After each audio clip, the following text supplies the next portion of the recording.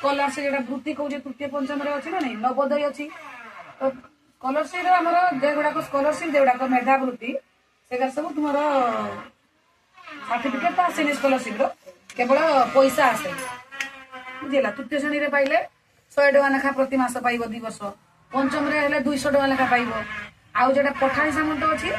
सेटारे भी केते अच्छी बुझा नहीं किंतु एनएमएस रे केते अच्छी वर्ष को तुमर 4000 नहीं 12000 1248,000 पाइब तेणु प्रति वर्ष आम स्कूल पाँच छुआ ए वर्ष भी आमर